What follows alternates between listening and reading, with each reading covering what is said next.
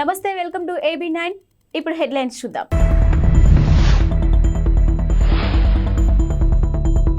సంక్రాంతి అనంతరం జిల్లాలో నారా లోకేష్ పర్యటన.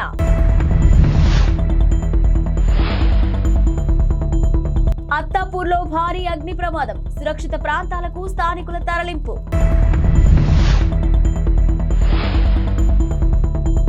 మహాలక్ష్మి పథకం ఎఫెక్ట్, పురుషుల కోసం ప్రత్యేక బస్సులు. ఏపీలో ఎన్నికలు సమీపిస్తున్న తరుణంలో టీడీపీ జాతీయ ప్రధాన కార్యదర్శి నారా లోకేష్ మరో కీలక నిర్ణయం తీసుకున్నారు. ఇక సంక్రాంతి తర్వాత ఆయన జిల్లాల వారీగా కార్యకర్తలతో భేటీ కానున్నారు. ఇక మొత్తం 40 రోజుల పాటు ఈ కార్యక్రమం నిర్వహించేలా ప్రణాళికలు రూపొందించుకున్నారు. ఇక యువగలం పాదయాత్రలో నారా లోకేష్ ఇప్పటి వరకు 97 నియోజకవర్గాలను సందర్శించిన విషయం తెలిసిందే. ఇక తాజా కార్యక్రమంలో మిగతా జిల్లాలపై దృష్టి పెట్టనున్నారు. ఈసారి ప్రధానంగా పోల్ మేనేజ్మెంట్ పై దృష్టి సారించనున్నారు. బూత్ లెవెల్, మండల స్థాయి, అనుబంధ సంస్థల కమిటీలతో సహా సంస్థాగత వ్యవహారాలపై సమీక్షలు నిర్వహించనున్నారు. కాగా దాదాపు 11 నెలల విరామం తర్వాత సొంత నియోజకవర్గమైన మంగళగిరిలో లోకేష్ తాజాగా పర్యటించారు.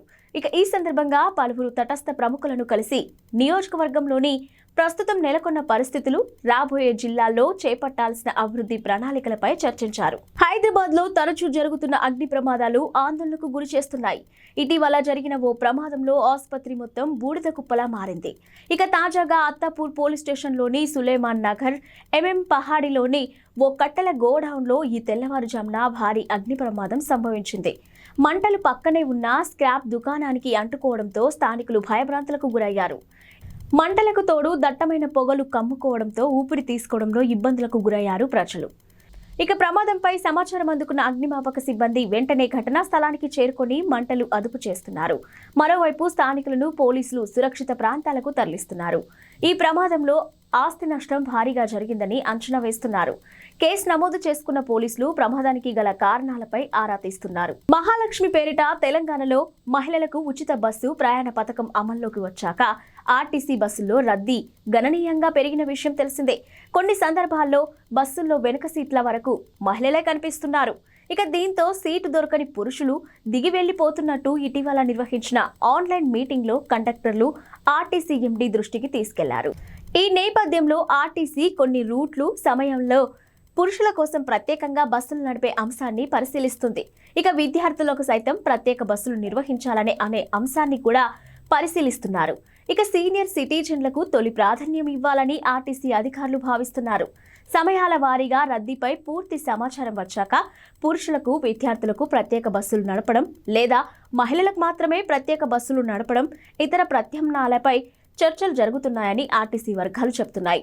ఇక జీరో టికెట్ అని మహిళా ప్రయాణికుల్ని చిన్నచూపు చూడడం, వారి తరఫున ప్రభుత్వం ఆ ఛార్జీ చెల్లిస్తుంది.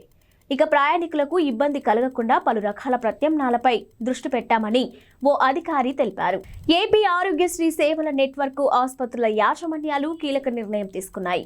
ఇక పెండింగ్ బిల్లుల పెంపు, చెల్లింపు, శస్త్రచికిత్సల ఛార్జీల పెంపు డిమాండ్లను పరిష్కరించకపోవడంతో ఈ నెల 29 నుంచి ఆరోగ్యశ్రీ సేవలను నిలిపివేస్తున్నామంటూ ఏపీ ప్రభుత్వానికి లేఖ రాశాయి. 29 నుంచి ఆరోగ్యశ్రీ కింద రోగులను చేర్చుకోబోమని స్పష్టం చేశాయి. ఇక డిసెంబర్ 15లోగా అన్ని సమస్యలను పరిష్కరిస్తామంటూ తమకు హామీ ఇచ్చి అమలు పరచలేదని ఆసుపత్రుల యాజమాన్యాలు ఆగ్రహం వ్యక్తం చేశాయి. దీంతో సేవలు నిలిపివేయాలని నిర్ణయించినట్టు పేర్కొన్నాయి. ఇక కాగా ఆసుపత్రులకు 1000 కోట్ల రూపాయల పెండింగ్ బిల్లులు చెల్లించాలని ఆరోగ్యశ్రీ నెట్వర్క్ ఆసుపత్రులు చెబుతున్నాయి. పలు శస్త్రచికిత్సలకు సంబంధించిన ఛార్జీలను పెంచాలని డిమాండ్ చేస్తున్నాయి. తమ సమస్యలను పరిష్కరించాలంటూ గతంలో డెడ్ లైన్ ను విధించిన సంగతి తెలిసిందే. హైదరాబాద్ లోని బేగంపేట ప్రజాభవన్ బారికేడ్లను కారు ఢీకొన్న ఘటన మరో మలుపు తిరిగింది. ఈ ఉదంతం వెనుక బోధన్ మాజీ ఎమ్మెల్యే షకీల్ కుమారుడు సాహిల్ అలియాస్ రాహిల్ ఉన్నట్టు తెలుస్తుంది. అయితే దీన్ని పోలీసులు గుర్తించారు. ఈ నెల 23న అర్ధరాత్రి ఓ కారు ప్రజాభవన్ వద్ద ఉన్న బారికేడ్లను ఢీకొన్న విషయం తెలిసిందే. బోధన్ మాజీ ఎమ్మెల్యే షకీల్ తనయుడు సాహిల్ అతివేగంతో కారు నడుపుతూ ప్రజాభవన్ వద్ద బారికేడ్లను బలంగా ఢీకొట్టాడు. ఇక ఈ ఘటన జరిగిన సమయంలో కారులో 3 యువతులు కూడా ఉన్నారు. ఈ క్రమంలో అక్కడ విధులు నిర్వహిస్తున్న ట్రాఫిక్ సిబ్బంది పంజాగుట్ట పోలీసులకు సమాచారం ఇచ్చి సాహిల్తో పాటు 3 యువతులను అప్పగించారు.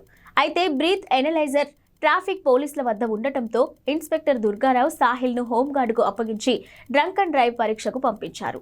ఈ సమయంలో నిందితుడు తప్పించుకున్నాడు. అనంతరం సాహిల్ దుబాయ్లో తండ్రికి ఫోన్ చేసి విషయం చెప్పడంతో ఆయన సూచనతో అనుచరులు సాహిల్ను తప్పించి వారి పని మనిషి అబ్దుల్ ఆసిఫ్ను పంజాగుట్ట ఠాణాకు తీసుకెళ్లారు. కారు తానే నడిపినట్టు అతడితో చెప్పించడంతో కేసు నమోదైంది. అయితే ముగ్గురు యువతులను స్టేషన్కు రప్పించి వాంగ్మూలం తీసుకున్నప్పుడు కారు నడిపింది సాహిల్ అని వెలుగులోకి వచ్చింది. ఎన్నికల హామీలు అమలు చేయడంపై దృష్టి సారించిన కాంగ్రెస్ ప్రభుత్వం ఆ దిశగా వడివడిగా అడుగులు వేస్తుంది. ఒక్కో గ్యారెంటీకి వేర్వేరుగా దరఖాస్తులు సమర్పించాల్సిన అవసరం లేకుండా రాష్ట్ర ప్రభుత్వం బుధవారం ప్రజాపాలన గ్యారెంటీ దరఖాస్తును విడుదల చేయనుంది. ఇక సీఎం రేవంత్ రెడ్డి సచివాలయంలో ఉదయం 11 గంటలకు విడుదల చేయనున్నారు. సామాన్య ప్రజలు సులభంగా అర్థం చేసుకుని 5 నిమిషాల్లో నింపేలాగా 2 పేజీలతో కూడిన ఈ దరఖాస్తును సిద్ధం చేశారు. ఇక రాష్ట్ర వ్యాప్తంగా అన్ని గ్రామాలు, మున్సిపాలిటీలు, కార్పొరేషన్లలో భాగంగా వార్డులకు ఈ ప్రోఫార్మాలు చేరవేసేలా ప్రభుత్వం ఏర్పాటు చేస్తుంది. ఇక దరఖాస్తు మొదటి పేజీలో ఎడమవైపు తెలంగాణ రాష్ట్ర చిహ్నంతో పాటు సీఎం రేవంత్ రెడ్డి ఫోటోను కూడా ముద్రించారు. ఇక కుడివైపు అభయహస్తం సింబల్, డిప్యూటీ సీఎం బట్టి ఫోటోను కూడా ప్రింట్ చేశారు. వారణాసికి చెందిన యాచకులు అయోధ్య రామాలయానికి 4.5 లక్షలను విరాళంగా ఇచ్చారు. తద్వారా ఆలయ నిర్మాణంలో తమ వంతు పాత్ర పోషించాలన్న చిరకాల వాంఛ తీర్చుకున్నారు. ఇక ఆయన నిర్మాణం కోసం ఆర్ఎస్ఎస్ సంస్థ సమర్పణ్ నిధి క్యాంపెయిన్ నిర్వహిస్తుంది. ఈ కార్యక్రమంలో 2020 నవంబర్లో కాశీలోని కొందరు యాచకులు ఆర్ఎస్ఎస్ కార్యాలయాన్ని సందర్శించి తమ మనసులో మాట బయటపెట్టారు. తొలుత అధికారులు సంశయించిన యాచకుల విజ్ఞప్తి మేరకు స్వీకరించేందుకు అంగీకరించారు. కాశీ ప్రావిన్స్లోని 27 జిల్లాల భక్తులు ఈ విరాళం అందించారు. కాశీకి చెందిన మొత్తం 300 మంది యాచకులు విరాళం ఇచ్చారని ఆర్ఎస్ఎస్కు చెందిన మురళీపాల్ తెలిపారు.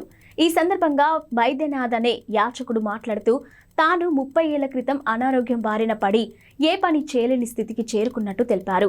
ఇక నాటి నుంచి యాచక వృత్తితోనే పొట్ట పోసుకుంటున్నట్టు తెలిపాడు. ఇక అయోధ్య రామాలయం కోసం నిధుల స్వీకరణ విషయం తెలియగానే తాము కూడా పాలు పంచుకోవాలని నిర్ణయించినట్టు తెలిపారు. ఇక జనవరి 22న అయోధ్యలో జరిగే రామాలయ ప్రారంభోత్సవానికి హాజరవుతానని కూడా చెప్పారు. మరోవైపు వేల మంది చెప్పులు కుట్టేవాళ్లు, స్వీపర్లు కూడా రామమందిర నిర్మాణానికి విరాళాలు ఇచ్చారు.